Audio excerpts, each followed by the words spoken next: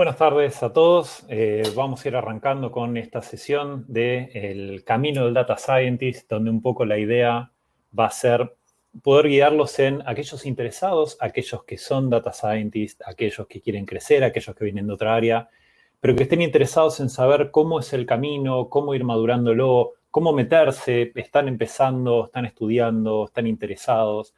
Entonces, vamos a ir recorriendo un poco cómo es este camino, qué hace falta, qué deberían saber, para que idealmente deje de ser un camino tenebroso por un bosque oscuro y aunque sea de alguna manera un viaje más ameno por un lugar más lindo.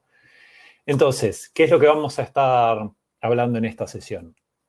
Primero, ¿de qué estamos hablando cuando hablamos de Data Science? Segundo, si uno quiere ser un Data Scientist, realmente están los motivos, los intereses alineados, ¿es Data Science lo que me interesa? Después un poco de cuando vamos a la práctica, hicimos nuestros cursos, aprendimos nuestras materias, etc. Cuando vamos a la práctica, aspectos que nos cruzamos y que tienen que ver con el día a día, con el desempeño y el desarrollo profesional, que normalmente o no se ven o es más difícil verlos hasta que uno se golpea la cabeza contra la pared. Y después vamos a hablar de algunas especializaciones o algunos caminos que uno puede tomar como Data Scientist. Yo voy a tratar de leyendo las preguntas que vayan surgiendo en el chat a medida que las pongan. Puedo tener algún tipo de delay y si no, igualmente al final vamos a dejar algún espacio un poco más grande o más pausado para las preguntas. Entonces, vamos a arrancar con ¿de qué estoy hablando cuando hablo de Data Science? Y la realidad es que hay un componente central y que nunca tenemos que perder de vista, que es decisiones. Cuando nosotros hablamos de Data Science, hablamos de decisiones, particularmente de cómo mejorar la toma de las decisiones apalancándonos en datos. ¿Y qué quiere decir esto? Quiere decir que hay cosas que nosotros queremos saber, pero que no podemos saberlas hasta que es muy tarde, o no podemos recabar, o que sospechamos que están implícitas en los datos, como puede ser, yo quiero saber si un cliente se va a ir. Para el momento que se fue ya es tarde, y hasta que no se fue no lo puedo saber. O que por ahí no puedo recabar, que tiene que ver con cuáles son los gustos de un cliente. Tal vez no le puedo preguntar qué tipo de productos le gusta. Tal vez no le puedo preguntar necesariamente qué cosas le gustan en un lugar para irse de vacaciones. O que también sospecho que están implícitas en los datos, como cuando nosotros estamos pensando en segmentos de clientes, cuando estamos pensando en parecidos de productos, cuando estamos pensando en, de alguna manera, patrones de comportamiento. Entonces, de alguna manera, cuando hablamos de Data Science, hablamos de rellenar estos huecos en una base de datos ideal para poder tomar mejores decisiones. Cualquier modelo que corramos, de alguna forma, nos va a estar completando estas columnas extras que nos gustaría tener para hacer mejor esta decisión. Ahora, si yo veo solamente esta descripción, hasta los que les comento hasta acá, aparecen algunos vocablos o algunos términos bastante comunes en general dando vueltas. Por ejemplo, a veces se habla de Big Data, a veces se habla de Business Intelligence, a veces se habla de Dashboard, se habla de inteligencia artificial, se habla de Machine Learning. Y la realidad es que todo esto es medio como una especie de bingo. El problema no está tanto en la palabra que elijamos, que la podemos ir definiendo, la podemos ir refinando según cada contexto, sino que el tema está en enfocarnos en qué etapa del uso de datos me estoy parando en este momento. Es decir, no me importa de cuál de esos términos esté hablando, voy a tener una etapa de generación de datos, una captura, un almacenamiento, un procesamiento o cómputo, un consumo y una decisión.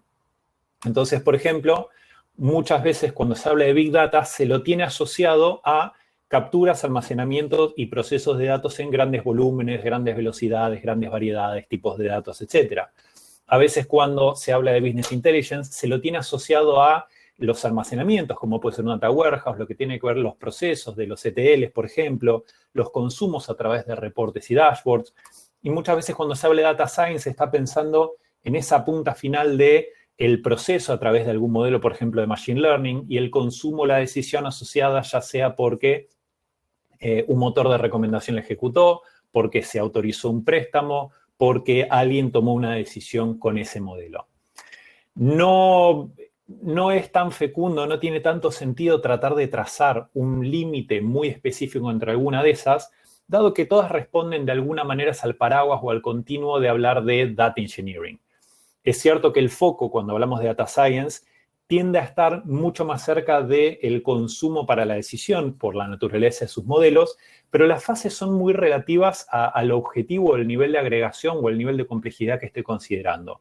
Es decir, para crear un modelo de Machine Learning necesariamente igual estoy capturando datos y lo estoy procesando. Cuando estoy pensando en determinados tableros o reportes para BI, alguien los va a usar para tomar una decisión. Cuando estoy hablando de ingeniería de datos para armar un data lake, estoy llegando hasta el consumo a través de la disponibilización. Es decir, esta serie de etapas las puedo pensar a nivel empresa como un todo, las puedo pensar a nivel producto, las puedo pensar a nivel proyecto. Entonces, lo importante para nosotros es tener asociada esta idea de que nos importa mejorar una decisión y vamos a estar lo más cerca posible de cómo se consume esa información y cómo se ejecuta esa decisión. Ahora, esto viene a ser un poco cuál es el objetivo, la función de SER. Vamos a una descripción un poco más formal, más parecida a lo que podemos llegar a ver en un portal de empleo, más parecida a lo que podemos tener un requerimiento, alguna descripción en un curso y demás. Entonces, ¿qué es lo que hace el Data Scientist? Primero es definir el output accionable o el soporte de la decisión a obtener de un modelo. No voy a arrancar pensando en un modelo estadístico, de Machine Learning o de lo que sea, sino es qué decisión quiero tomar con esto. Y desde ahí ir para atrás. Segundo, tiene que ver con analizar las fuentes de datos para este entendimiento de la situación y los resultados. Las fuentes de datos que puedo conseguir de entrada, las que tengo que generar, o la fuente de datos que significa o que se desprenden del resultado de haber aplicado el modelo. Puede ser análisis de error, puede ser análisis de varianza, puede ser analizar lo que pasa con los outputs del modelo. También está preparar los datos para el consumo por un modelo, transformaciones, generación de features, conseguirlos, unificarlos, construir, entrenar y calibrar un modelo para el objetivo específico, que acá es normalmente donde hablamos de un modelo estadístico, de machine learning, de optimización, de simulación.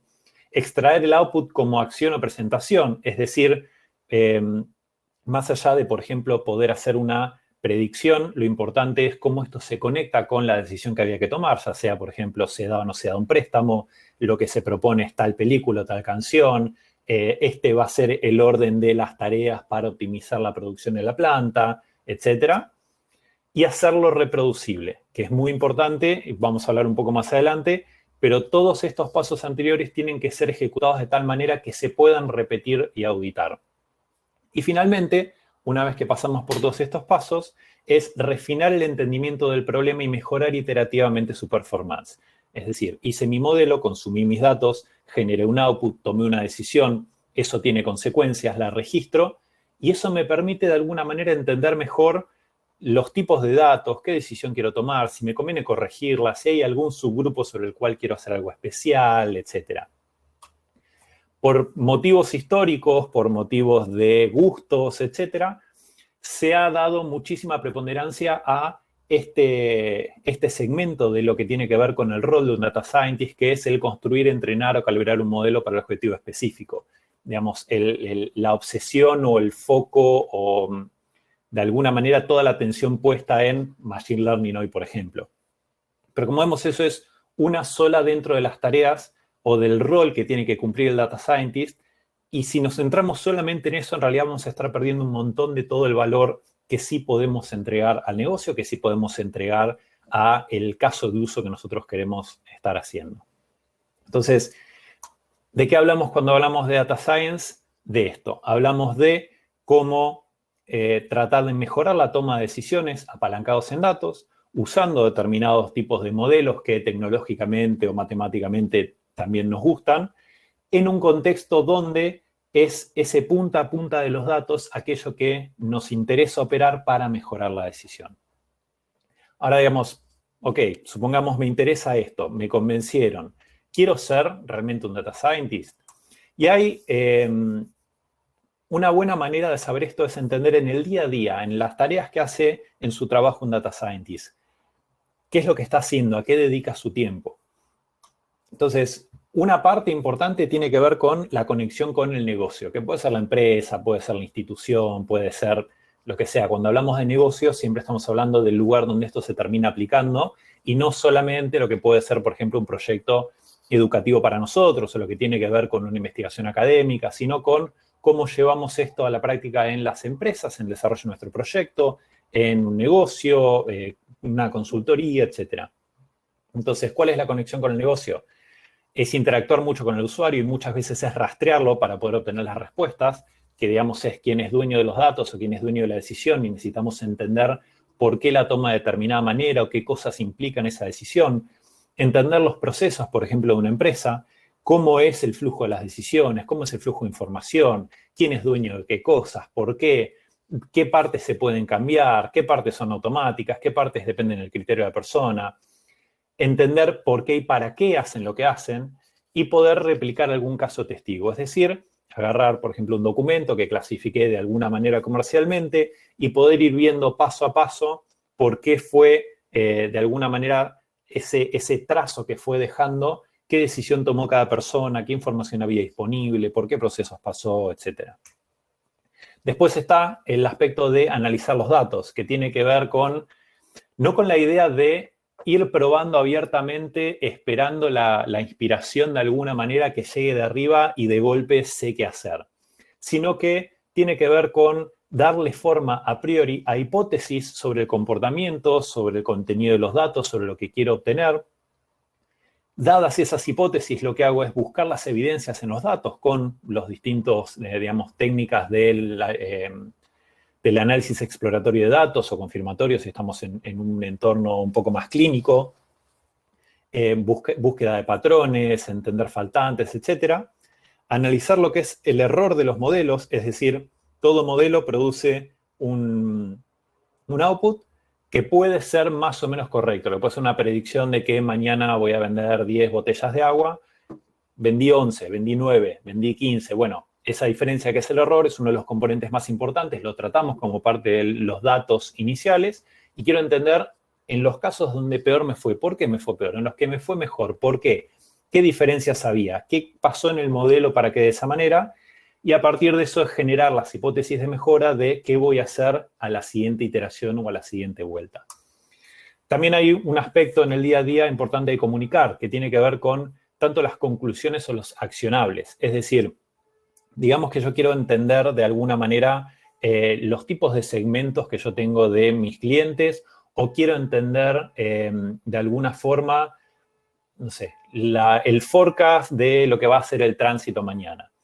Si yo lo que tengo es al final una especie de cuadro, una tabla, donde tengo un montón de números y esto es lo que yo devuelvo a una persona que no estuvo involucrada en hacer ese modelo, tener que entender ese proceso y tener que sacar una conclusión, básicamente le está poniendo cuesta arriba el uso de esta herramienta, de este valor que queremos darle, no va a ser muy fecundo. Entonces, ¿de qué manera podemos comunicar nosotros aquello importante del output de nuestros modelos para que realmente se pueda accionar?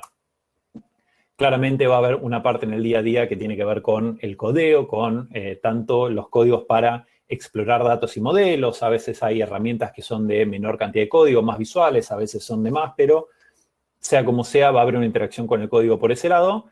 Y después hay una interacción con el código para lo que se llama llevar los modelos a producción o pasar al mindset más de ingeniería.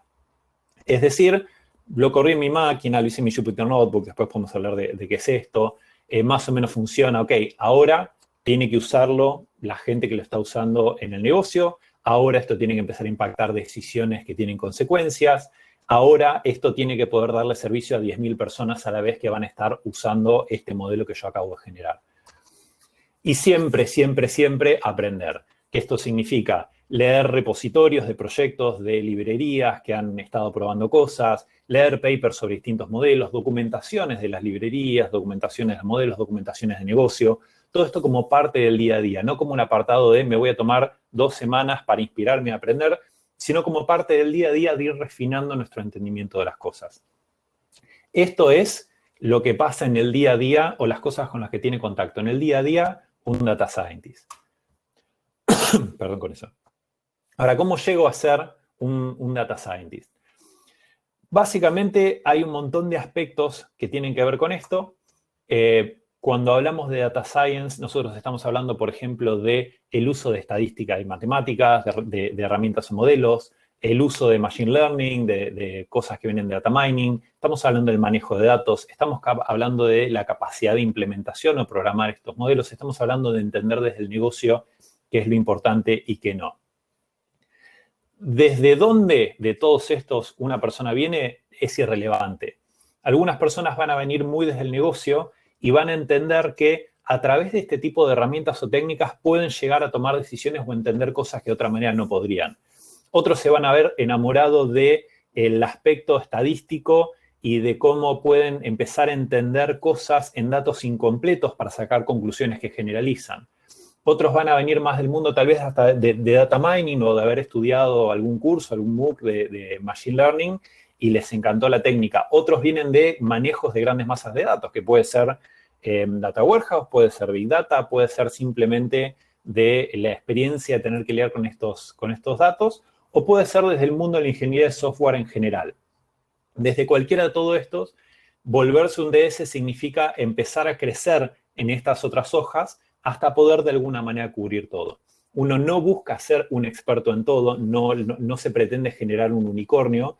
Lo que uno busca es cubrir de alguna manera todos estos aspectos para poder entrar en ese lugar donde todos interactúan, que es lo que nosotros llamamos Data Science. Hay motivos erróneos o equivocados para querer dedicarse a esto, o intereses de alguna manera menos que fecundos. Es decir, nosotros estamos felices, campantes en nuestra vida y un día decimos Data Scientist. Porque leí que era sexy, había una nota en Forbes hace varios años, venían diciendo, y la verdad es que yo quiero usar TensorFlow todo el día porque me copa, vi que estaba en unos blogs de Google, y además quiero usar un montón de GPUs porque quiero entrenar redes neuronales y codear todos los algoritmos de cero, porque a mí me gusta ir bien al detalle en esas cosas. Y además, no sé, me encanta, quiero leerme 50 papers, a mí me encanta pasarme semanas leyendo estos papers. Y la verdad es que, bueno, el negocio tiene que entender que esto es un arte delicado, así que nada, me tengo que tomar mi tiempo. Claramente nos va a ir mal y por algún motivo vamos a pensar que el problema es la empresa, el cliente, el proyecto. Es decir, tenemos que entender de qué manera o cuál es nuestra expectativa de lo que podemos hacer siendo un data scientist. Si alguno de estos les resuena, yo solamente les sugiero presten la atención a por qué quieren hacer eso, de qué manera, porque, digamos, esas expectativas lo que pueden hacer es, más allá de generar un mal resultado, evitarles ver toda otra área que sí tiene un montón de valor y sentido y los puede enriquecer mucho más. No se enamoren del uso de GPUs y TensorFlow. Ahora, digamos que estamos de acuerdo en qué es lo que consideramos que es Data Science. Estamos de acuerdo en que queremos ser Data Scientists. No es que lo único que nos interesa es hacer research de papers y que el negocio no nos moleste. Estamos de acuerdo, estamos alineados. Bien, ahora, estudié un poco, me formé con algunas materias, estuve haciendo algunos cursos. ¿Cómo hago que esto funcione en la práctica? ¿Cómo lo llevo a mi trabajo, a mi empresa, a mi startup, a mi proyecto? Bueno, lo primero es una cuestión de actitud. Es decir, ¿qué algoritmo uso, por ejemplo? Es un mal punto de partida. Deberíamos estar pensando en qué datos debería estar mirando. Porque en definitiva yo lo que quiero hacer es mejorar una decisión y lo voy a hacer en base a datos. El algoritmo es de alguna manera el catalizador, pero yo no tengo que buscar dónde está el clavo para mi martillo. Yo tengo que ver si lo que estoy tratando de hacer es colgar un cuadro o una puerta. Segundo, si no queremos de alguna manera quedar encasillados en un rol de lo que se llama un code monkey, un algorithm monkey, no tenemos que comportarnos como tal. Es decir, no esperemos que nos den totalmente definida una tarea y que lo único que hacemos nosotros es ir a implementarlo y probar y jugar con esta librería. Definir la tarea es parte de la tarea. ¿Qué es lo que debería estar haciendo? ¿Qué es lo que suma más valor? ¿Tengo que ir a buscar más datos? ¿Tengo que hablar con el negocio? ¿Tengo que clarificar el entendimiento de los datos? ¿Tengo que efectivamente codearlo? El problema está en que no se entienden las conclusiones. ¿A qué de todo eso me dedico? Es parte de definir la tarea. También es la idea de entender que un modelo que yo construí es exitoso solamente si afectó positivamente la situación. Y la situación puede ser el negocio, puede ser el proyecto, puede ser el equipo. No me importa qué tan preciso sea un modelo, qué tan accurate con el KPI que sea que esté usando, Solo me importa el impacto que generó. Un modelo simple que se puede usar y que genera un cambio en la situación es súper valioso. Un modelo teóricamente perfecto que es inimplementable y que como la gente no entiende, no lo aprovecha, no fue exitoso. Entonces tengamos en cuenta este punta a punta y no solamente un modelo de Machine Learning. Ponerle onda es algo muy difícil de describir, probablemente afuera de Argentina, pero ponerle onda le gana el conocimiento técnico la mayoría de las veces. ¿Y qué significa? ¿Qué implica ponerle onda? Significa tratar de hacer lo mejor posible, significa ponerle la buena cara, significa tal vez no tengo el conocimiento técnico perfecto, pero me puedo estructurar de tal manera de ir probando las cosas e ir chequeando con las personas interesadas si funcionó o no, ir preguntándole a aquellos que por ahí tienen más conocimiento experto específico, ir evolucionando el algoritmo de a poco e ir gradualmente tendiendo hacia eso. La voluntad de colaborar, la voluntad de hacer el mejor esfuerzo posible, le gana en general al mejor conocimiento técnico si no está esa voluntad. Y también la actitud tiene que ser la de la teoría de las restricciones, que de alguna manera es algo... es una idea muy simple de esas que parecen obvias y sin embargo en algún momento alguien vino, la enunció y cambió un montón de cosas en los negocios desde hace 20 años. La idea para nosotros es, si nos sobra el tiempo, porque podemos, digamos, para lo que comprometimos a hacer, lo que queríamos hacer nos sobra el tiempo, significa que estamos generando pocas ideas. Si nos falta tiempo, lo que nos va a estar pasando es que nos estamos sobrecomprometiendo o estamos tratando de hacer más de lo que podemos entregar. Entonces lo que tenemos que tratar de hacer es fraccionar más cuál es la expectativa, cuál es nuestro bloque, cómo vamos a ir avanzando de a pedacitos para tener de alguna manera ese tiempo mejor distribuido. Y si el problema al que nos enfrentamos no hay forma de solucionarlo, probablemente cómo lo definimos sea el problema. Es decir, tenemos que entender que tal vez lo que queremos decidir no se puede decidir.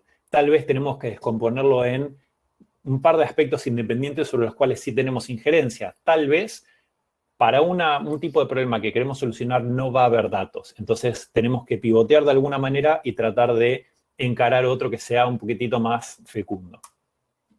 Finalmente, algo muy importante, especialmente en los grupos de trabajo, es los rockstars se mueren de sobredosis. Los ninjas terminan apuñalados, pero son los equipos los que defienden Esparta. La voluntad de colaborar con otros data scientists, con otros miembros del equipo, con gente que tenga otros títulos, pero que estemos trabajando en lo mismo, con otras áreas de negocio, especialmente con ellas que nos caen mal porque no nos responden o no aceptan nuestros modelos como nosotros querríamos. Data Science es un deporte de equipo, porque solamente si se afectó el comportamiento del equipo grande, se es exitoso. Entonces, tenemos que entender que es siempre un trabajo en equipo y que las ganas de colaborar, la actitud, es realmente lo que cambia el resultado. Ahora, uno de los aspectos sobre el camino del Data Science tiene que ver con qué significa el seniority, qué significa ir madurando, ser semi-senior, senior, super mega senior, gurú en alguna empresa, no importa la escala de título. ¿Qué significa ir creciendo a nivel de jerarquía o a nivel de seniority? Lo que tenemos que entender es que hay, de alguna manera, dos aspectos para esto, un aspecto técnico y un aspecto más soft. Que soft tal vez no es la palabra ideal, pero que es, por ahí tiene que ver con un aspecto más difícil de definir a nivel técnico, pero que es, por ejemplo, en una persona que es más junior, lo que se espera técnicamente es que tenga conocimientos de matemática, estadística, machine learning básico, que se pueda desempeñar básicamente en esos aspectos, y a nivel soft o a nivel de su propia autogestión, digámosle, poder ser dueño de una tarea y ser proactivo en pedir ayuda. Es decir, si yo soy un data scientist senior y me dicen, bueno, tengo que construir este modelo, me voy a hacer cargo de empujarlo todo lo que puedo. Si me tienen que recordar que debería estar avanzando con eso, ya vamos mal. O sea, tengo que tener esa autonomía y ese ownership. Ahora, si soy junior, es normal y es esperable que haya cosas que no sé ni cómo encarar para resolver. Pero está en mí levantar la mano y pedir esa ayuda y ese soporte. Cuando uno va creciendo en seniority, en el aspecto técnico lo que va ganando de alguna manera es ampliando la caja de herramientas con la que uno se maneja. Es decir, cuál es el set de algoritmos de base y cómo de alguna manera empiezo a aprovechar más el foco en el análisis de datos. ¿Qué quiere decir con el análisis de datos? Que no es una cuestión de decir, bueno, me dieron esta masa de datos y ya saqué todos los promedios y los desvíos y saqué los nulos y ya está. No, significa tratar de entender las distribuciones, si implican algo, si las correlaciones son significativas, si habría que limpiar o no, si tal vez los datos como están medidos en realidad me están revelando algún tipo de sesgo por cómo se tomaron esos datos. Es decir, empiezo a adueñarme de la tarea no solamente al hecho de ejecutarla, sino de ejecutarla correctamente con independencia. Es decir, voy a ir a buscar la información que me falta, voy a ir a clarificar las partes que no estén bien definidas y voy a tener de alguna manera las herramientas para atacarlas sea cual sea. En ningún caso se espera que uno tenga todo el conocimiento, simplemente tiene que ver con el nivel de holgura y soltura. Ya debería ser la persona, el semi-senior, quien puede definir cómo quiere atacar esa tarea. Cuando ya estamos hablando de una persona senior, estamos hablando de alguna manera de un set de herramientas completo que involucra temas de Machine Learning clásico, de Deep Learning, algunas prácticas ágiles, algunas prácticas de desarrollo de software. ¿Por qué? Porque es una persona que de manera autónoma puede construir y disponibilizar un modelo para que se use en producción, para que se use en el negocio, para que alguien lo consuma. Entonces, no vas a ver todas las técnicas de Machine Learning, ni todas las de Deep Learning, ni necesita ni debería, porque si sabe tantas de eso, probablemente haya otros aspectos. Y a nivel de autogestión o a nivel blando, es donde ya se empieza a definir si la tarea que se está tratando de hacer es la adecuada o si debería ser otra. Se empiezan a negociar prioridades y oportunidades. Es decir, ya no es solamente, bueno, hacer un modelo de un árbol de decisión para predecir qué cliente se va a ir con estos datos. Ya empieza a ser, si lo que queremos predecir es realmente quién se va a ir en los próximos 3 o en los próximos 6 meses, o si es un modelo de survival, o si en realidad lo que queremos ver es cómo puedo estimar algo que se llama el lifetime value y empezar a negociar de alguna manera eso con nuestro cliente. Que nuestro cliente puede ser tanto alguien de nuestro equipo interno, otra área de una empresa o un cliente externo. Y cuando ya estamos hablando de un crecimiento más allá de eso, ya estamos pensando a nivel técnico, no en un modelo para tomar una sola decisión, sino en dónde eso está incrustado, dónde está embebido, dónde vive y a qué sistema afecta. Entonces estamos pensando en una arquitectura de modelos donde interactúan por ahí varios tipos. Estamos pensando en cómo serían los pipelines o los flujos de los datos a escala. Estamos pensando cómo eso se integra para usarse tal vez en un celular, tal vez en una aplicación web, tal vez en un servicio, en un backend, etc. Y a nivel de la gestión ya tiene que ver con poder estar hablando de manejar un equipo o poder estar hablando de pensar a plazos más largos y con escala más grande. Ya no es tanto solamente cómo yo hago correctamente lo mío, sino cómo puedo empezar a influir humanamente en mi entorno también. Yendo un poco a la definición de los aspectos y los caminos por los cuales se puede llegar a Data Science, crecer en Seniority, en definitiva, es ir acercándose hacia el centro. Dependiendo de dónde una persona viene, va a tener que reforzar unos u otros aspectos. Una persona que viene tal vez de una formación muy estadística y matemática, probablemente necesita empaparse más de procesos de negocio y de procesos de programación. Una persona que viene muy de negocio, de un conocimiento tal vez, no sé, más del lado de la economía, más del lado de otro aspecto, va a tener que aprender más por ahí técnicas de Machine Learning y de manejo de datos. Alguien que viene muy de ingeniería del software, tal vez lo que necesite tenga que ver con el aprendizaje más estadístico y del análisis de datos a nivel matemático. En todos los casos, la idea es ir creciendo en lo que es la competencia. Y ser competente es saber cómo procurar los recursos necesarios para realizar el trabajo. Esto es una frase parafraseada de la doctora Valerie Young, que estudia, por ejemplo, entre otras cosas, los problemas típicos del síndrome del impostor, que es algo que, digamos, muchas veces ocurre a mucha gente, donde no sabemos cómo decir o si estamos a la altura o si podemos hacer o si sabemos lo que deberíamos saber. Esa vendría a ser el problema. Estar convencido de que no sabemos lo que deberíamos saber. Entonces, ¿cuál es el punto de esto? Y esto es algo que para mí tiene mucho sentido y hasta incluso se ve por ahí en entrevistas y demás. Si una persona puede resolver en 5 minutos con Google una duda técnica, esa persona ya sabía lo que tenía que saber. ¿Por qué? Porque evidentemente sabía qué buscar, sabía dónde buscarlo, sabía cómo validar si eso tenía la información correcta, sabía cómo distinguir entre opciones de respuesta, sabía cómo implementarla y sabía cómo, de alguna manera, asegurarse que eso estaba dando el resultado que quería. Entonces, crecer en Seniority no es necesariamente saber todas las técnicas. Crecer en Seniority es saber a dónde ir a buscar las técnicas que nos faltan, cuándo nos faltan, porque ya las, de alguna manera, identificamos que nos faltaban y sabemos cómo evaluarlas. Ahora, vamos del otro lado, a los aspectos, si quieren, más de ingeniería, que tiene que ver con cómo esto se lleva a la práctica materialmente para esto que es ir a producción. Bien, lo más importante es esto. Cuando estamos hablando de Data Science, tenemos que entender que nuestro modelo o está en producción o está muerto. No sirve un modelo que lo probé en mi casa y parecía que andar y tiene buenos resultados. Es decir, alguien tiene que estar tomando una decisión en base a ese modelo. Y para que alguien esté tomando esa decisión, tiene que estar en producción. ¿Qué quiere decir? En algún reporte de algún ejecutivo, algún decisor, en algún tipo de aplicación, en alguna página, en algún servicio, en alguna API. En algún lado está que alguien lo está usando. Entonces, para entender de alguna forma si está o no en producción, podemos pensar en estas preguntas. ¿Cuántas personas se vieron impactados por el uso de este modelo? ¿Cuántas decisiones se tomaron por este modelo, ya sea automáticamente o que una persona lo usó? También es importante a nivel de la ingeniería, digamos, o de cómo esto se traduce en la práctica aplicada, es en los conceptos o las prácticas de la agilidad.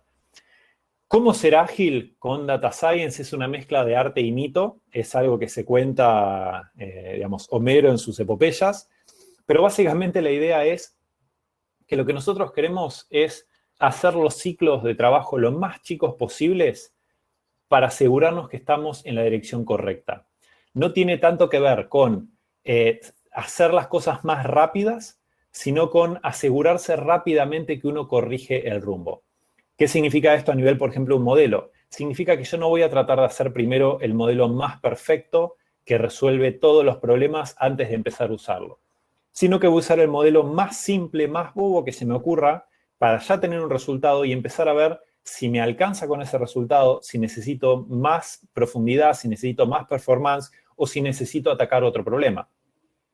También tiene que ver con esta idea de que analizar los datos y entender un problema no es dedicarse a una libre exploración donde quién sabe en cuántos meses podamos llegar a un resultado concreto, sino que significa que antes de hacer un determinado análisis o atacar un determinado modelo, voy a tener una serie de hipótesis sobre lo que creo que puede funcionar bien o mal, sobre por qué funciona de esa manera, y eso es, digamos, los aspectos que yo voy a estar atacando con mis análisis de datos.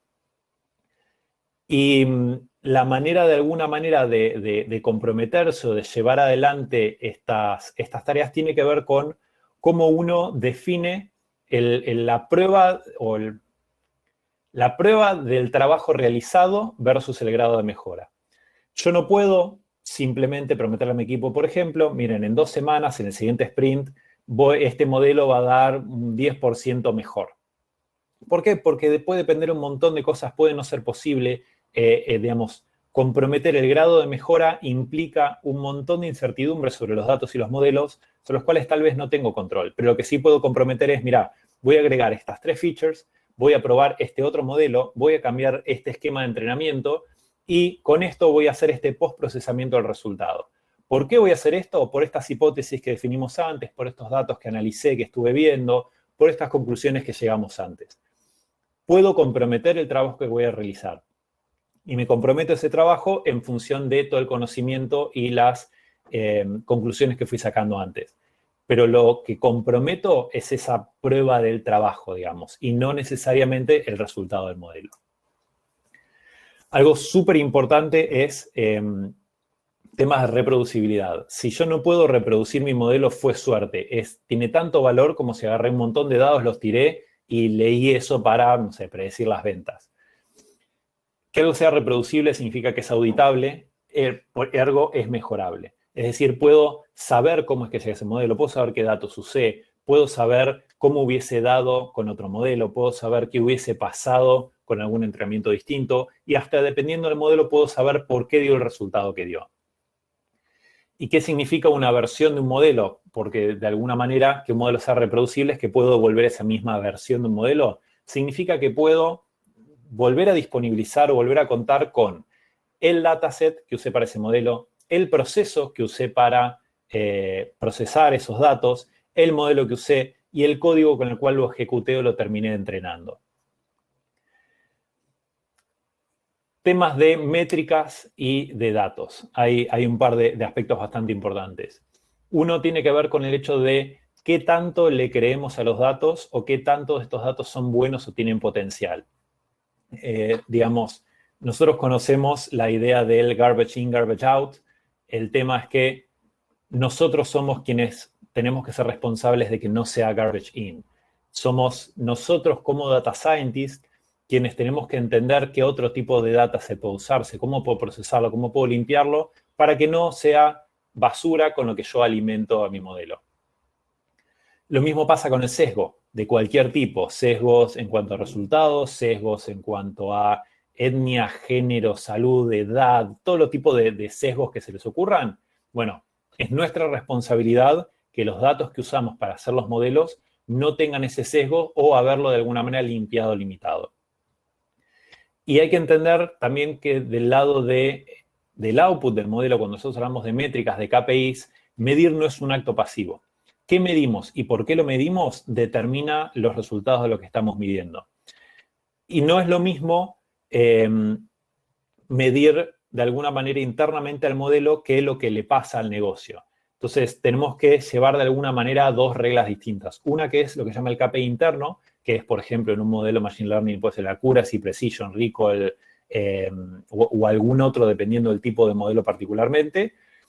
Y un KPI externo que tiene que ver con, ok, ¿cómo esto me impactó en el negocio? Si yo estoy haciendo, por ejemplo, un modelo de recomendación para, qué sé yo, venderle más remeras a mis clientes, tengo que entender cuando lo estoy usando y cuando no, cuántas remeras distintas vendí.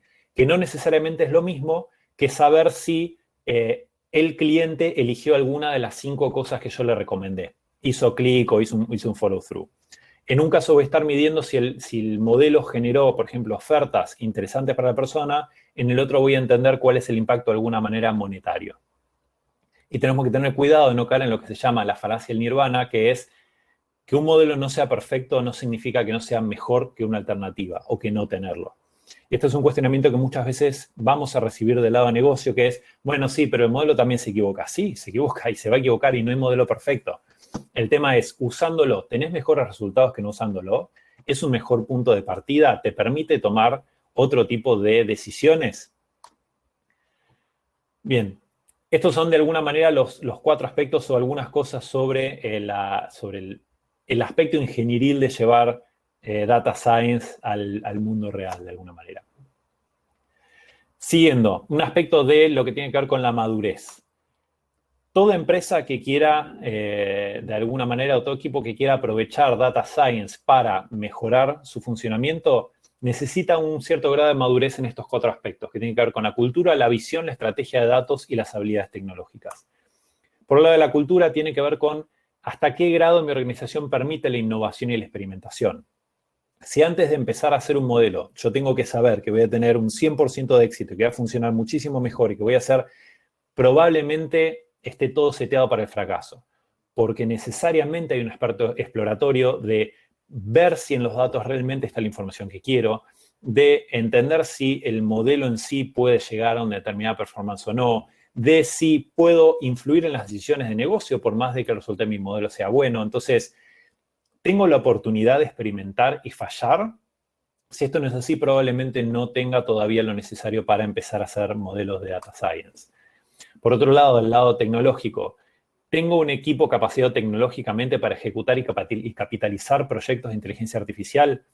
No significa que necesito 8 PhDs y 17 personas que sean súper expertos en... Significa que necesito cubrir de alguna manera esos aspectos de lo que hacen a data science. ¿Tengo a alguien que esté pensando desde el negocio ¿Hay alguien que sepa manejar los datos, que sepa de alguna manera codearlo? ¿Hay alguien que entienda estas técnicas de machine learning, de estadística? Si yo puedo cubrir eso, si tengo esa capacidad, puedo ejecutarlo internamente. Si no lo tengo, probablemente necesite ayuda externa. Puede ser a través de alguien que está trabajando freelance, puede ser a través de una colaboración, tal vez con alguna universidad, puede ser contratando a alguien, puede ser, pero de alguna manera necesito poder cubrir esos 5 aspectos para que estos proyectos sean fecundos. Por el lado de la visión tengo en mi organización la visión estratégica para definir y darle forma a los proyectos correctos. ¿Qué quiere decir un proyecto correcto? Quiere decir aquel que está orientado a mejorar progresivamente mis decisiones. Es decir, va a ser muy raro que haya una decisión de esas que es una vez en la vida para tomar, que se construya un modelo solo para esa decisión y que funcione y que se adopte. Normalmente tiene que ser un proyecto que sabemos que tiene una cierta recurrencia, que sabemos que podemos de alguna manera captar y reutilizar los datos y que sabemos que tenemos una cierta posibilidad de error. Si es algo demasiado core a nuestro negocio, va a haber muchísima resistencia por los riesgos a correrse. Si es algo demasiado periférico, probablemente no genere tracción porque no se lo ve importante. Entonces, podemos elegir de manera adecuada aquel proyecto que vaya a tener este impacto y que sea tolerante de alguna manera ese nivel de error. Y a nivel de estrategia de datos, lo importante es entender si en nuestra organización somos maduros en el uso y en las herramientas de datos, en el sentido de tomar decisiones bien informados por los datos, bien inspirados en los datos, y no tratar de racionalizar a posteriori la decisión que ya tomamos. Y esto pasa muchas veces de decir, no me gusta tu análisis porque contradice la decisión que yo ya quería tomar. O hace un modelo que diga por qué la decisión que yo tomé ya era la correcta. En todos los casos hay una escala de madurez, algo progresivo, que es antes de querer usar un modelo prescriptivo, decirme qué es lo que debería estar haciendo con inteligencia artificial, necesito poder predecir qué es lo que podría pasar dada la situación actual. Pero para eso tengo que tener capacidad de explorar y analizar esos datos y entender la situación.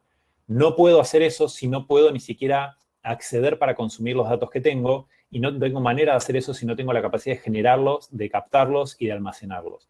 Entonces, cualquier tipo de desarrollo en Data Science requiere que las etapas anteriores estén suficientemente firmes y que vaya creciendo de alguna manera como una pirámide o como un árbol. Cuanto más fuertes sean estas raíces, mejores y más altas van a poder ser estas hojas. De otra manera, voy a tratar de hacer algo demasiado elevado de entrada y todo eso se va a caer porque no puedo acceder a los datos, porque no los tengo, porque no se pueden consumir, porque no se entienden las implicancias, no se entienden las conclusiones, etc. Bien, ahora, sobre lo que tiene que ver con hacer delivery o entregar o desplegar productos basados en Data Science y en inteligencia artificial. Lo que nosotros tenemos que buscar, o lo que nos conviene entender, son los distintos objetivos de los casos de usos. Es decir, un caso de uso para este tipo de productos tiene que ver con mejorar la toma de decisiones, para evitar la fatiga de la decisión, aprender del pasado, decisiones muy complejas que requieren un montón de información que es difícil considerar a la vez, tal vez automatizando decisiones que son muchas pero no nos impactan tanto. Puede tener que ver con apoyar en la búsqueda de insights, que es decir, si yo puedo separar lo que es normal de lo que no, separar el ruido de la señal, puedo empezar a contar con la información correcta en el momento correcto de la manera correcta para estas decisiones que tal vez no son tantas, pero que son de muchísimo impacto y de muchísima complejidad. Y para lo que tiene que ver con la personalización extrema o la adaptación, es decir, qué información, de qué manera, cuándo va a ir cambiando por individuo, situación y momento. Nosotros estamos acostumbrados a hablar de por ahí una personalización o recomendación cuando estamos hablando de canciones, de videos, de música, de productos en Amazon, pero esto también tiene que ver con en qué momento te estoy sugiriendo tomar una acción y en qué momento o de qué manera te hago llegar esto. Imagínense cuando estamos hablando por ahí de un proceso que dependiendo del momento del día vamos a ser más tendientes o no a hacerlo. Imagínense si a mí tengo que hacerme un análisis médico y me lo recuerdan un viernes a las 10 de la noche, para el lunes ya me olvidé. Ahora probablemente si me lo dicen el martes al mediodía, logre esa reacción en mí. Entonces la personalización tiene que ver con cada individuo en cada situación, en cada momento, para lograr ese resultado.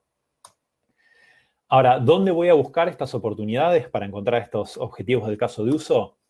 Del lado de negocio hay 3 aspectos principales, que son lugares donde hay ineficiencias, desperdicios o retrabajos, porque claramente hubo una decisión equivocada o hay una decisión que es difícil de tomar porque no hay información o porque no está disponible. Lugares donde hay desafíos operativos, que es, por ejemplo, donde sabemos de antemano que es muy complejo y tomamos mucho tiempo en poder resolver una situación, y donde buscamos oportunidades de ingresos porque de alguna manera queremos apalancar esos datos para poder ofrecer algo que antes no podíamos. Del lado de nuestros usuarios o nuestros clientes, hay 3 lugares también que tienen que ver con tratar de entender mejor sus necesidades, es decir, qué es lo que querían hacer, quiénes son, cómo son, encontrar los puntos donde existe la mayor cantidad de fricción, es decir, dónde les cuesta algo, dónde se quejan, dónde hay malos feedbacks, o en empezar a entender conductas, que es decir, estos patrones de comportamiento a lo largo del ciclo de vida de la interacción de nuestros usuarios con nuestras plataformas, herramientas, con nosotros, para entender de alguna manera su estado emocional, su estado de atención, su estado de interés, y de esa manera poder adaptar nuestra manera de actuar. Bien, dado esto, digamos que estamos de acuerdo en de lo que estamos hablando cuando hablamos de Data Science, estamos seguros que queremos ser Data Scientists, ya recorrimos algunos aspectos de cuando esto lo queremos llevar a la práctica, digamos, aprendizajes que de otra manera nos hubiesen dolido bastante y ahora pudimos de alguna manera hacerlo un poco más feliz. Vamos a hablar un poco de cómo se profundiza el camino del Data Scientist, qué tipo de caminos o especialidades, cómo sigo creciendo más allá de esta idea del senior que es redondeado y es autónomo que habíamos hablado. Hay básicamente 2 grandes caminos. Uno tiene que ver con el experto, el subject matter expert, y otro con el traductor o catalizador. ¿Qué quiere decir esto? Quiere decir, por ejemplo, que cuando hablamos de un experto en su materia, es aquel que tiene muchísima profundidad, tal vez en algunos tipos de modelos, tal vez en algunas tecnologías, tal vez en algún área específica, por ejemplo, modelos de riesgo en la industria financiera para derivados. No sé. En cambio, un traductor o un catalizador tiene amplitud, porque conoce de varias tecnologías o de varias aplicaciones, de varios negocios, entonces se puede manejar entre ellos y puede hacer una especie de polinización cruzada, tratando de tomar lo mejor de cada uno, inspiraciones desde lugares distintos.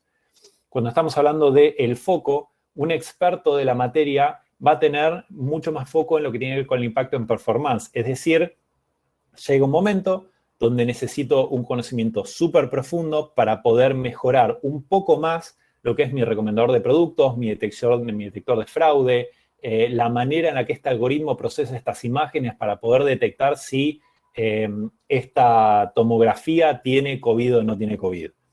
En cambio, un traductor, un catalizador va a estar mucho más cerca de cuál es el impacto del negocio. Y tal vez un modelo podría seguir mejorándose, pero ya no cambiaría tanto el impacto de lo que se puede hacer a nivel de negocio, y entonces va a preferir pasar a otro para atacar otra área y que el impacto a nivel del negocio sea el mayor posible y no necesariamente de un modelo puntual.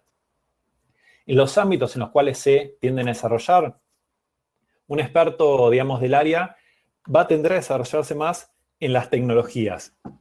¿Y qué quiere decir tecnologías cuando hablamos de Data Science? Puede ser, digamos, tecnologías a nivel informático, como hoy en día va a haber gente mucho más experta en TensorFlow, en PyTorch, en el Tidyverse de R, en Scala, en lo que sea, pero también tiene que ver con, por ejemplo, modelos de redes neuronales basados en atención, por ejemplo, de la familia de Transformers para NLP. Mientras que un traductor, un catalizador, va a manejarse mucho más en ámbitos de proyectos y equipos. Es decir, va a ser el nodo, el nexo de una serie de equipos para ejecutar distintos proyectos. Entonces va a tender a ir más variando en cuál es el proyecto, el objetivo del proyecto y no tanto cuál es la tecnología o la profundidad de la tecnología. Y de qué manera esta gente interactúa por ahí con el resto de la empresa o el resto de la comunidad. El Subject Matter Expert va a interactuar mucho más tal vez como, digámosle, bombero, respondiendo a consultas o participando en temas de una complejidad tan particular que necesite una profundidad mayor, mientras que un traductor o un catalizador es el que va a salir a buscar a las personas que puedan beneficiarse de este tipo de modelos. Es el que va a salir a conectar, va a ser más empático tal vez, no porque sea una persona súper sociable, no tiene nada que ver con eso, sino con tratar de encontrar los lugares donde los modelos, el enfoque, el tipo de área puedan tener más entrada, mientras que el experto de área va a tener de alguna manera un rol tal vez un poco más pasivo porque va a necesitar que se genere esa necesidad para poder empezar a, de alguna manera, dar todo su valor. Y más allá de todo esto, quería compartirles un par de ejemplos de cosas en la industria, muy por arriba, muy rápido, para que se den una idea de, perfecto, ¿qué termina haciendo un data scientist en la industria? ¿Qué tipos de proyectos? ¿Qué tipo de injerencia? ¿Qué es lo que trata de hacer? ¿Qué es lo que mira? Bueno, uno de los casos es, por ejemplo, para una empresa de e-learning, donde ellos lo que hacen es dar materiales para los chicos que tienen la escolaridad en casa. Bueno, justo ahora con el COVID, digamos que esto se ha generalizado un montón, pero digamos que tradicionalmente se educan en su casa y no tal vez en un colegio.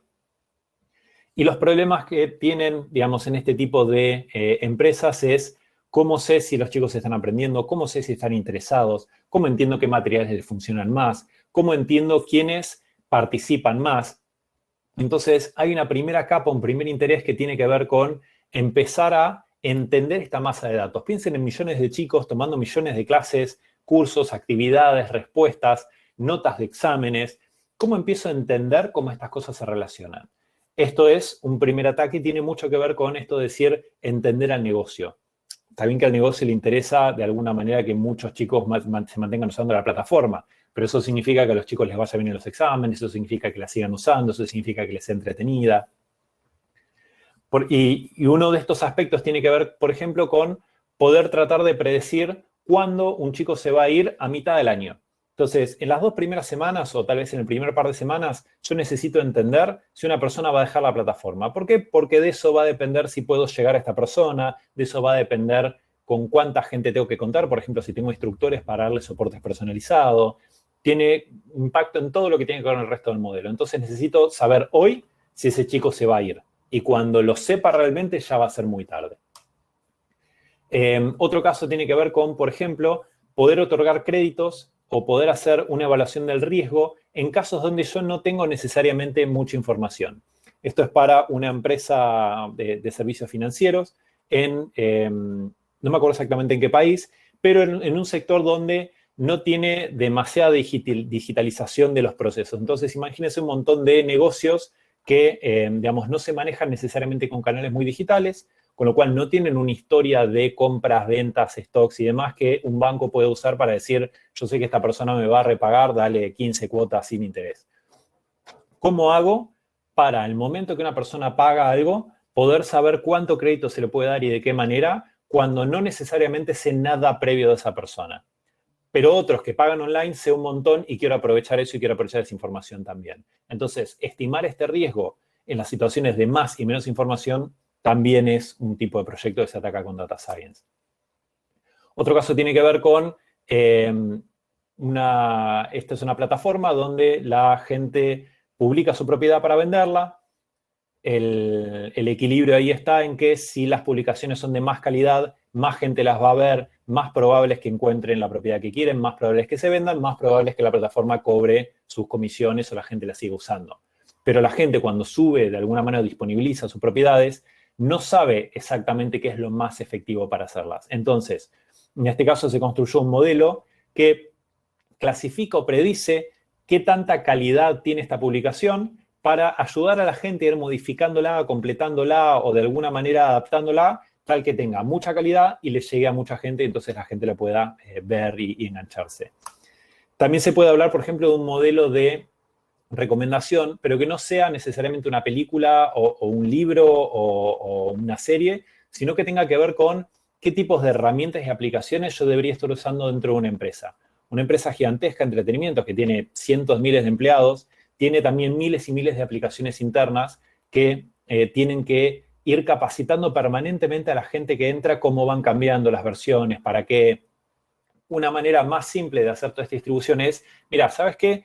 Un montón de gente que tiene un puesto similar al tuyo ahora está usando estas aplicaciones. Por lo tanto, probablemente sean estas las que deberías estar buscando y mirando. no es ni la primera ni la última vez que uno se pierde en un intranet de una empresa. Esto lo que muestra es que una recomendación tiene que ver con esto de individuo, situación y contexto, y no tanto con qué es lo que se está recomendando.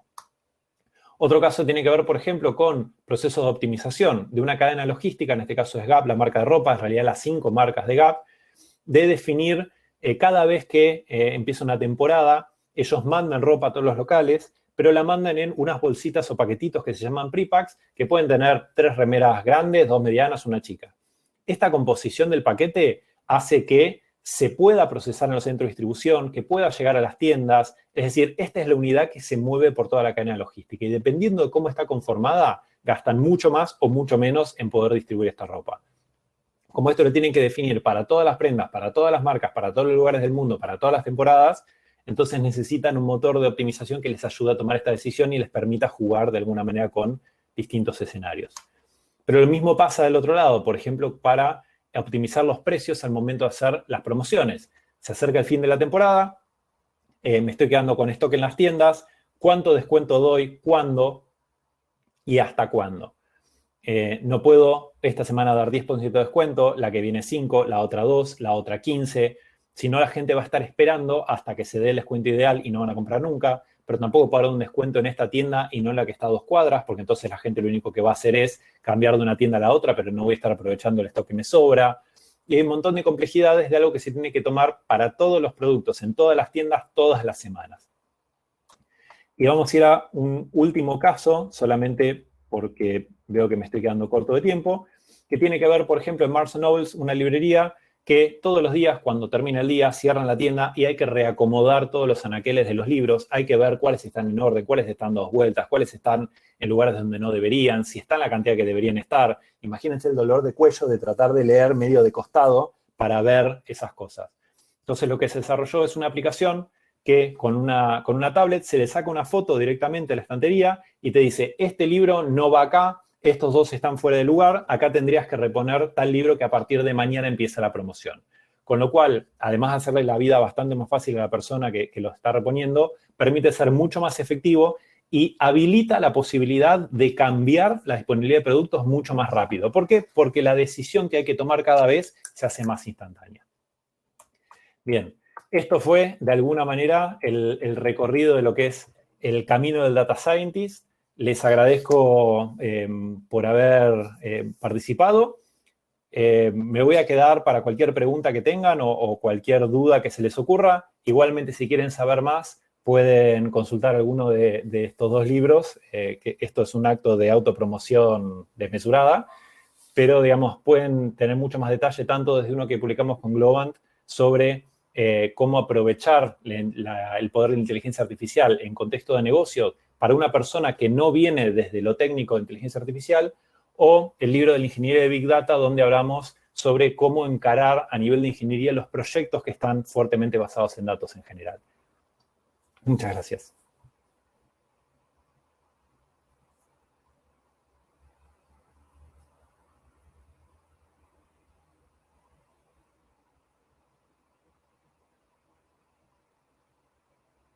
Recuerden que si tienen alguna pregunta, aprovechen para escribirla en el chat.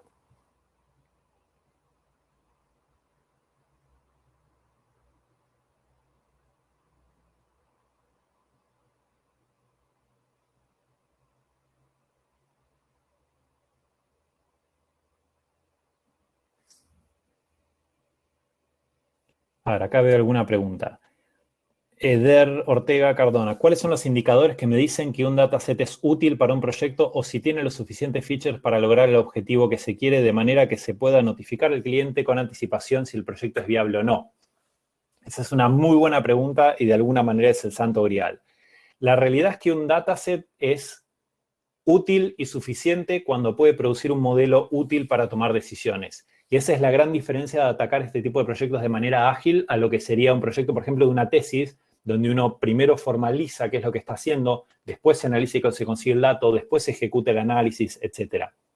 Entonces, ¿cómo se hace? Se redefine un poco esa validación y lo que se propone es hacer una prueba de concepto. Es decir, este modelo súper simple, súper bobo que tal vez en 2, 3, 4 semanas se puede hacer, entonces el compromiso, digamos, de trabajo y monetario es muy bajo, y luego de eso se toma la decisión de si tiene potencial seguir o no con el modelo. ¿Por qué se hace eso? Porque a priori, sin conocer los específicos de esos datasets, no se puede prometer necesariamente que eso exista.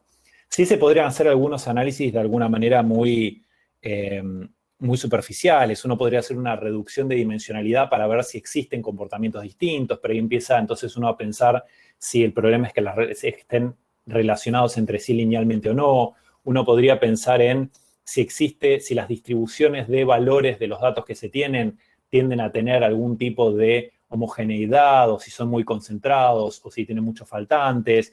Pero, digamos, ninguno de esos indicadores te va a decir que existe el modelo que los permita aprovechar. En cambio, una prueba de concepto muy rápida de un modelo muy simple sí te puede decir hay potencial.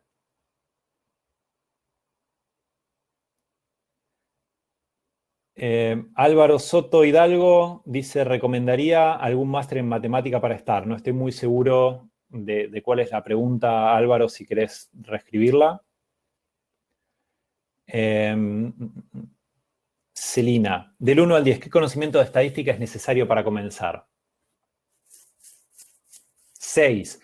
¿Qué necesitas de estadística? Necesitas entender qué es una muestra, qué es una población, qué es una varianza, qué es una medida de centralidad. Es decir, si vos me puedes decir por qué en algún caso te convendría considerar una mediana antes que un promedio, o qué te está diciendo la kurtosis, que no te está diciendo el desvío estándar, o por qué te importa mirar eso, ya tenés una parte. Si sabés lo que es un test de hipótesis, para hacer, por ejemplo, comparaciones de muestras, sabés hacer un test de ANOVA, ya tenés una muy buena parte. Y si vos podés, mirando los datos, mirando, por ejemplo, grafos de distribuciones, empezar a sacar conclusiones, con esas tres cosas te diría que tenés una buena base para empezar a meterte. Obviamente hay técnicas y modelos que requieren muchísima profundidad, que empiezan a hablar más de estadísticas bayesianas, que empiezan a tener que ver con análisis de modelos lineales generalizados complejos, por ejemplo, en la industria farmacéutica. Pero todo eso son cosas que vas aprendiendo después. Lo importante para empezar tiene que ver con eso, es decir, entender qué es un estadístico, por ejemplo, una medida de centralidad, de dispersión, poder hacer ese análisis visual de las distribuciones y entender qué es lo que busca hacer un test estadístico, por ejemplo, de test de hipótesis o de comparación de muestras. Ignacio Dopaso pregunta, ¿cuáles son las opciones, caminos a seguir para aplicar un primer trabajo junior en la industria, viniendo al lado de la ingeniería en software? Bien, eso va a depender mucho de dónde, en dónde quieras aplicar de alguna manera.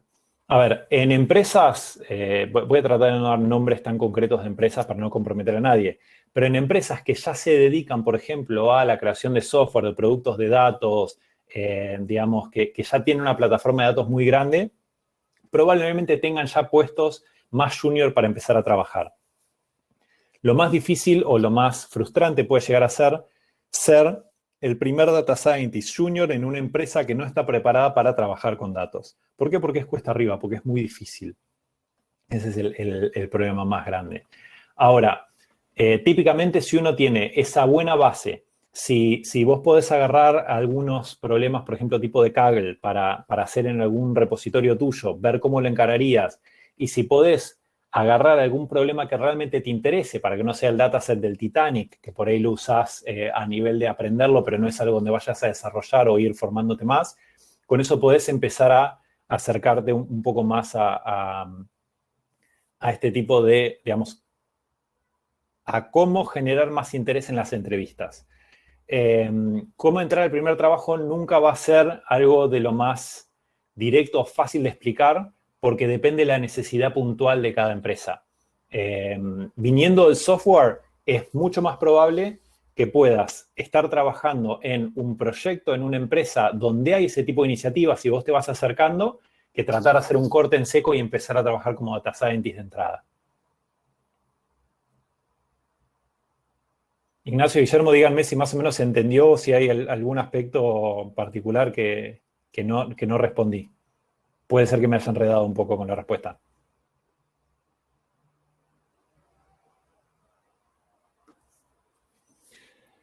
Cintia, creo que muchas de las razones que mencionaste por las cuales no está bueno pensar en entrar en Data Science son las que yo pensaba, como investigar en algoritmos, leer papers, pero ¿cuáles dirías que serían las buenas razones? Ojo, no digo que, que sea malo que te guste eso es necesario. Lo que digo es que el trabajo de un data scientist en el día a día no está en diseñar el nuevo tipo de algoritmo que le va a ganar a BERT en NLP o romper el benchmark del estado del arte en modelos de computer vision o, digamos, el data scientist no va a estar trabajando en eso, que va a ser algo muy cercano a la academia para ese tipo de contextos, sino que va a estar trabajando mucho más en la transferencia tecnológica de cómo aprovechar esas cosas que se desarrollan para tener el impacto, digamos, en la sociedad y en la economía y en las empresas y en los... Entonces, está bien leer los papers, está bien aprender de los algoritmos, no va a ser la ocupación primaria. La ocupación primaria tiene que ver con el hecho de querer tener un impacto en las organizaciones a partir de las decisiones basadas en datos. Mi motivo por el cual yo empecé a trabajar con esto tenía que ver con, por algo muy anecdótico digo, con cómo apoyar la toma de decisiones basados en estos modelos. Entonces arranqué con modelos muy cercanos a la investigación operativa, a la simulación, por ejemplo, basada en agentes, porque me enamoré de alguna manera de la técnica, pero no me enamoré de la técnica para dedicarme a la técnica, sino que me enamoré de en dónde y para qué podía aplicar esa técnica. Y esa viene a ser por ahí la diferencia. Entonces, enamórate de los algoritmos y los papers, pero pensando en cómo vas a agarrarlos y aplicarlos en algún lugar, no para generar la siguiente iteración de, digamos, de cuál es la siguiente generación académica del algoritmo. No sé si se aclaré un poco ahí la diferencia, Cintia.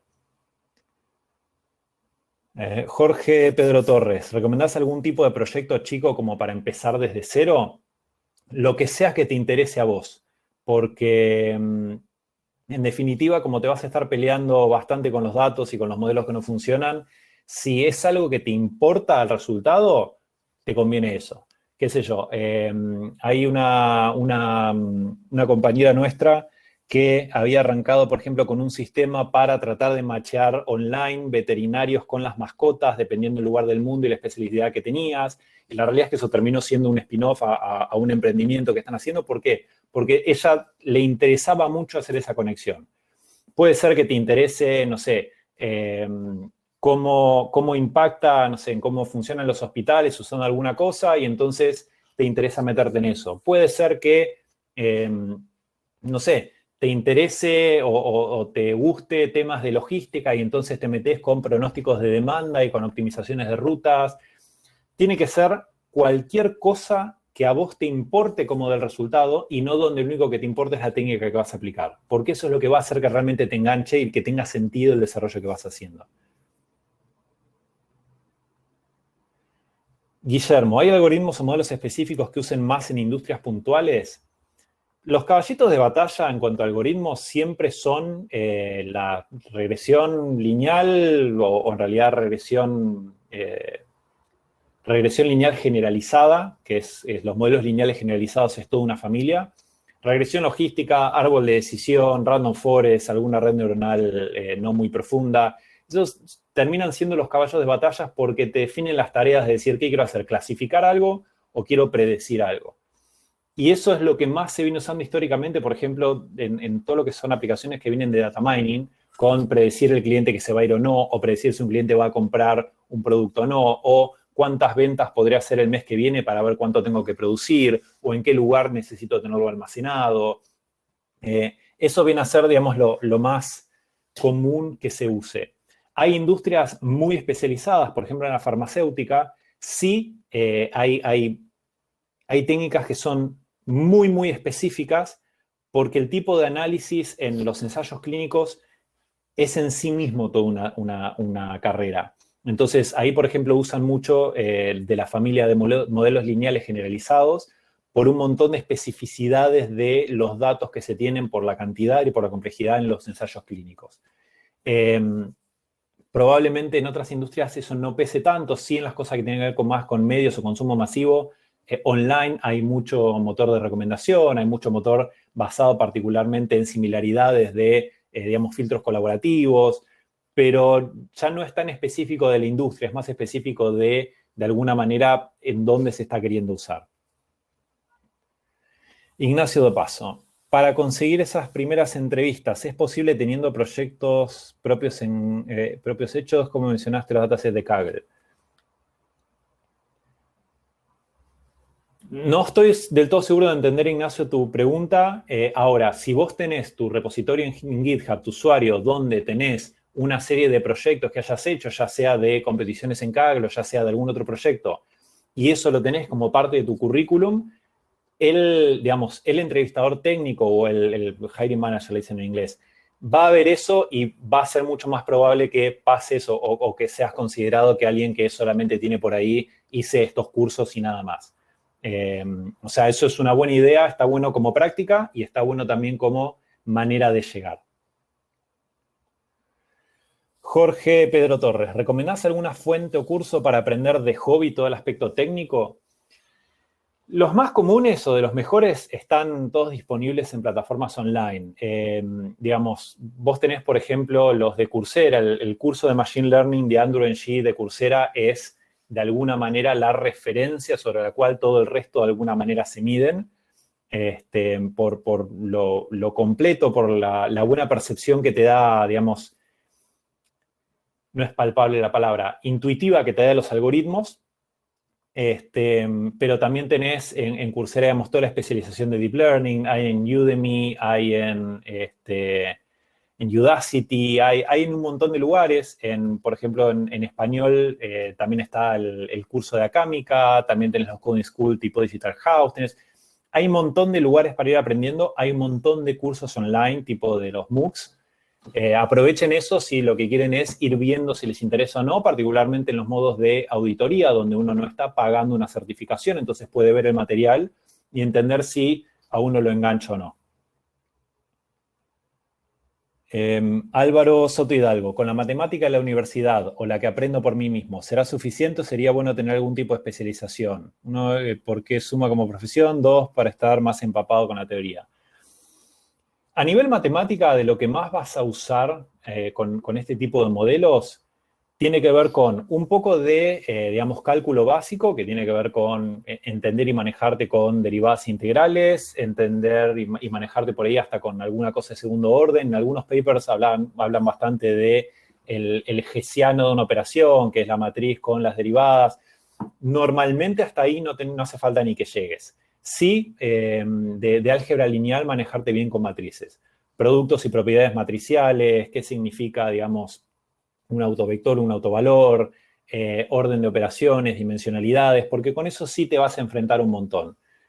Y después, más allá de eso, hay algunos conceptos, pero digamos, si ya te estás manejando más o menos cómodo con derivadas integrales, cálculo básico, no te estoy hablando de cálculo complejo, y con esos manejos, digamos, más básicos de álgebra lineal, ya te puedes empezar a meter súper bien. Luis Castro, perdí la explicación SME. ¿Es posible o creo que tiene que ver con skills o competencias? Literatura la encuentro en Amazon. La explicación SME. No estoy muy seguro, Luis Castro. Si me puedes aclarar la pregunta, por ahí no te estoy entendiendo bien.